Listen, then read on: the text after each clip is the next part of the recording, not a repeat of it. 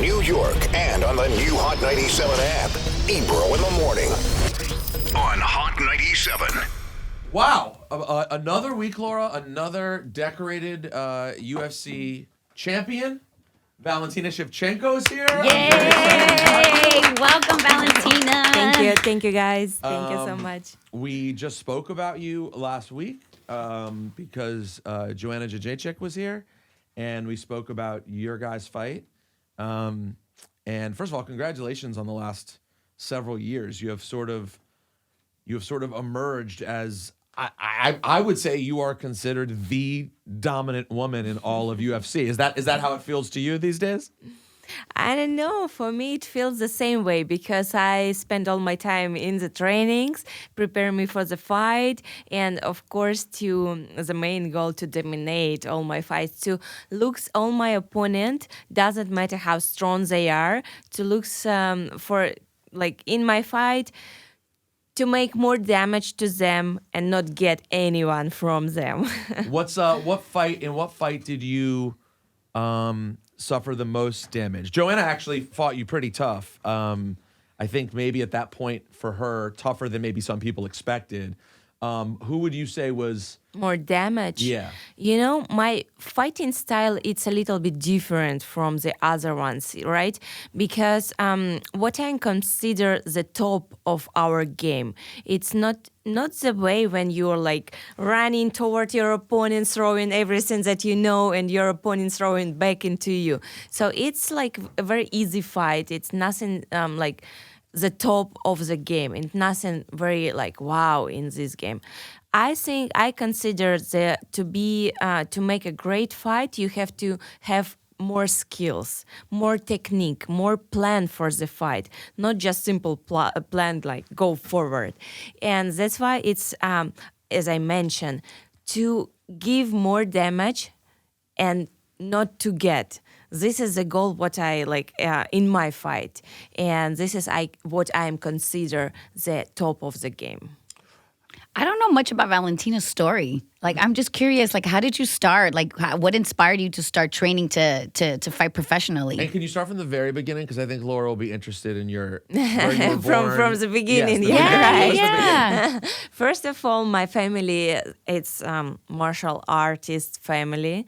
So our mom, I have older sister, Antonina. She's also UFC fighter. She 10-time world Muay Thai champion, Muay Thai K1. And our mom, she's sportsman. She's president of Kyrgyzstan Muay Thai Federation. Muay Thai is Thai boxing. It's another martial art. So she put us, me and my sister, into the gym of our coach, Pavel Fedotov, and we started since there. I was 5 years old. Oh, wow. And since there, I practice martial arts. But where were you born? I was born in Kyrgyzstan. So it's a country of, like before it was Soviet Union, when its countries all united together. Yeah. And I heard you speak fluent Spanish. Yes, I do. So where's the Spanish connection? 8 years lived in Peru. Okay. Yeah, That so makes how'd sense. you end up in Peru? Travels. The biggest part of my life, it's traveling. Traveling different countries, different cities, everywhere. And one day, it's usually my team. It's my coach and my sister. And we are doing training together, traveling together, a lot of stuff together. So we were just curious what it looks like Latin America. Right. Because from Russia, from Kyrgyzstan, it's that far that totally unknown culture was back there, because it was not that much internet, things that you can search online. That's why we just decided to travel there for a couple of months and see how it is from inside. And But so you guys just randomly picked Peru? Like, let's just go to Peru. Actually, we chose between, it was Peru, Ecuador, Brazil. Okay. And I don't know why, but we went to Peru first. And you just loved it? The people, they desired to learn Muay Thai. They wanted to know how it is because when we first traveled there, it was 2008, and I were 10 back there 10 times world Muay Thai champion. Now I am 17, and back there I was 10. So they just wanted, and we started to give classes. We started to give seminars all around Peru, Latin America, traveling, and we spent 8 years. And before you know it, 8 years. That's crazy. What to someone who is a layman, what differentiates Muay Thai from other kinds of mixed martial arts? So I would say that mixed martial arts, MMA, UFC, it's a complete universal style of fighting. When you have to fight and you should know how to fight stand up and ground, right? Muay Thai, it's a universal fight but before the ground. When you can throw knees, elbows, kicks, punches, you can throw everything but before the ground. So if someone like yourself is known as a Muay Thai expert, you can expect that the way they're gonna kick your ass is mostly standing up, or that is going to be the default of where you want to fight. Depends what style we are speaking about. If we are speaking about MMA in competition in UFC, there is no anymore like this kind of definition that Muay Thai fighter will be fighting just Muay Thai. No, because MMA fighter should know everything. Right. If they don't know like grapple or wrestle, they cannot be that successful. But is your goal when you go into every fight, if you can, to stand up the whole time? Not at all. I'm mixed martial artist So you're fighter. good going anywhere. You're comfortable Anywhere. anyway. Yes, it's true. You can see my fights, so there is like finishes. No, I've seen you do it all. I've seen you finishes finish by people- chaos, the Yes. same as submission. So for me, it's a good ground, stand up, all good. I've met a lot in my lifetime covering stuff. I've met a lot of fighters. I don't know if I've met anyone who is as glaringly different in their trade than in real life. Like your persona in real life is so Different. regular and friendly. And Laura, I know you've never seen Valentina fight. I'm looking at Valentina right now. She's like, oh, she's so sweet and cute, and like- she will like- tear you up. No, but you don't even. But honestly, I can't even explain what her name. Literally, her name connotes fear. Like it is Tyson-esque when I think of Shevchenko. I'm just like, oh, I don't want. So we interviewed Joanna for the first time years ago. So we tend to, we're not real journalists in this world. We just meet people and have friendly relationships. Right. So we have a tendency to pull for the people who come in Yep. and you want to see them do well. So, like, for example, when I saw Joanna was fighting Valentina, I was like, oh, this is what you want. But yeah, it just seems funny. You just seem very relaxed, your demeanor in general. And that's one of the things that I find sort of fascinating about UFC, period, is you really can't get a read necessarily from the person you see in front of you. Of course. And who they are when they get in the octagon. I would say it's I noticed that in all martial artists, in every person who do this contact kind of sport, because we are spending all our energy in the training, in the gym. So if we have any anger, we leave it there. It's gone. So what is there to be angry about? Right. It's all out. Not What anymore. did you think about the Joanna and Wei Li fight? I think it was very entertaining fight to watch. Yes, it was a lot of action, as I mentioned, a lot of exchanges. So Wei Li was going forward all the time, throwing everything that she know, and Joanna was working like when you are second, it's like. Counterattacks, right? Yeah, she was so countering. throwing the same kicks, like everything. So I think all fans of MMA, they enjoyed this fight. Now, but you didn't think that Wei Li won. You had Joanna winning? I have Joanna winning. I have her more certain on her like strikes. She landed more strikes. I don't know the statistics. It says like more strikes to the head from Wei Li, but I doubt that it was like this. When you watched the fight, you felt that it was Joanna Totally, yes. who was having more effective contact. Legs, kicks, punches, everything. Do you think people get affected by the fact that Joanna looked so damaged? like the hematoma and Probably, but it was just a fact of one hit, one only, one. Not. I understand, for example, when it was a lot of damage, right? A lot of strikes, and for example, in Tony Ferguson's fight, you see a lot of damage, right? From different, all kind of strikes, or yes, but when it's one shot landed accidentally to the forehead, and since there it was in the third round, and since there it's like, of course it's fight, it will raised, and it's just raised, but actually it was not any damage, because what is damage when you see knockout, when you see TKO,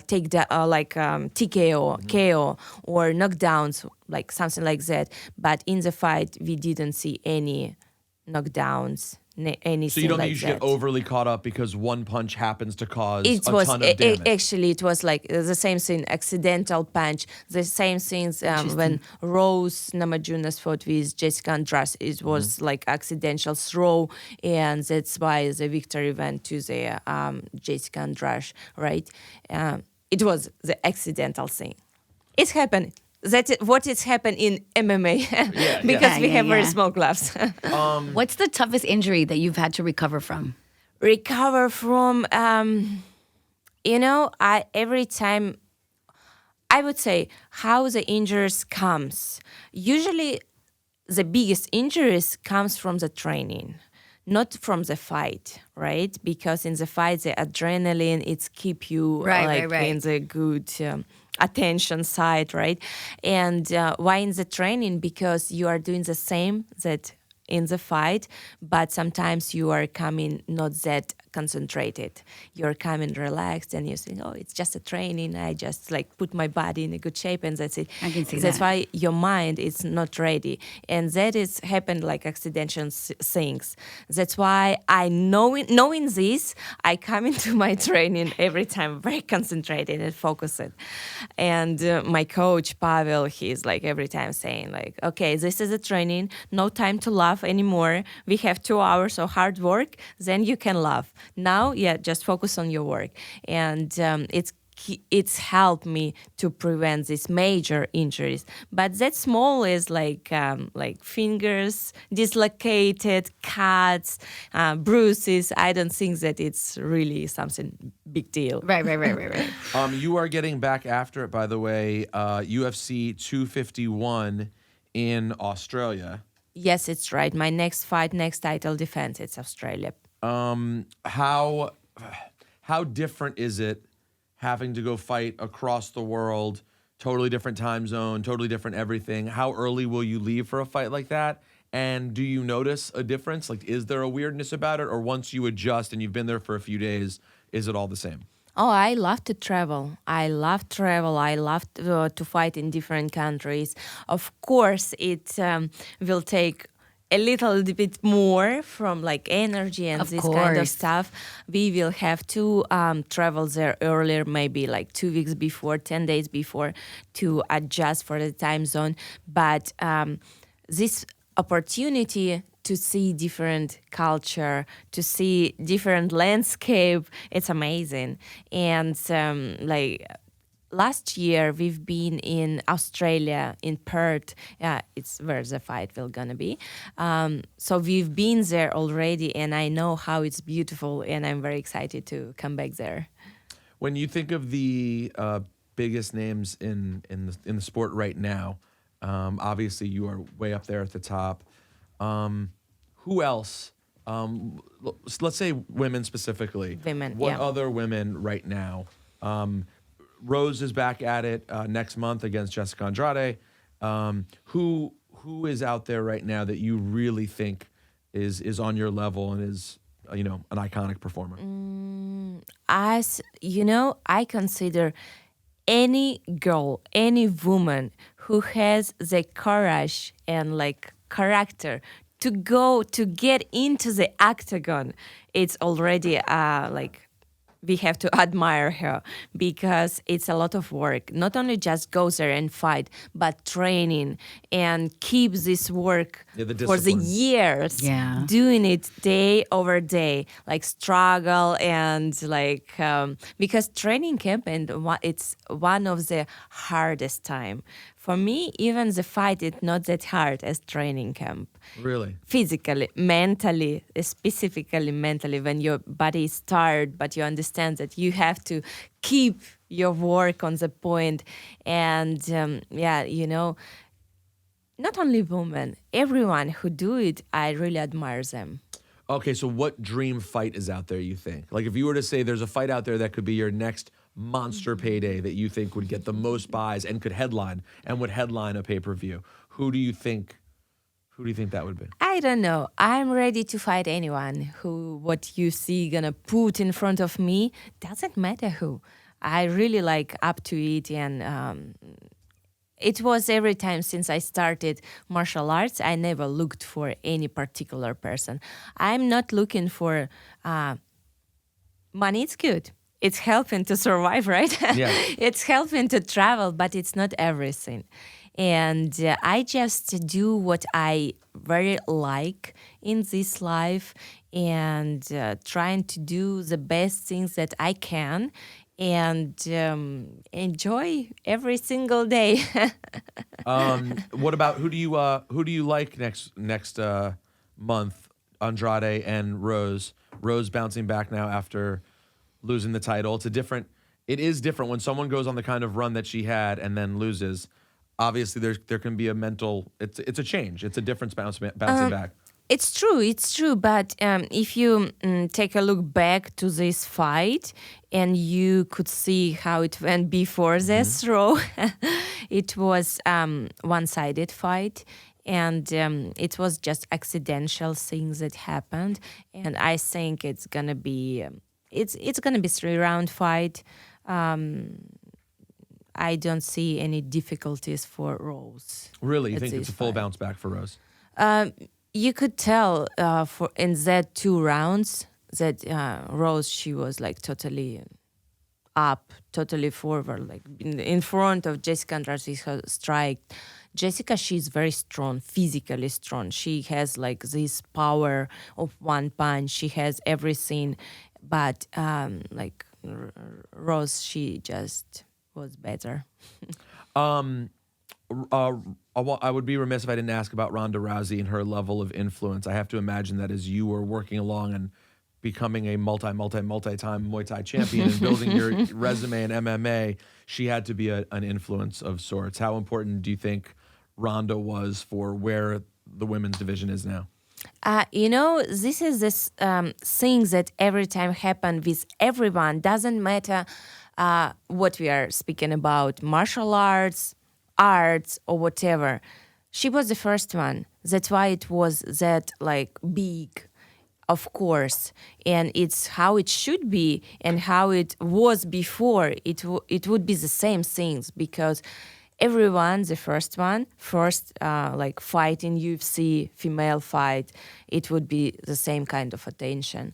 And I think that everything what developed like the way as it was, the same thing. If it would be not her, it would be another girl. But that moment had to happen. Had to happen, definitely yes, because this is what it looked like at that moment. How long specifically have you been on the path to where you are now? Would you say it's already going back pre-2008, right? You've been going after this for 15, 20 years? Fighting? Yeah.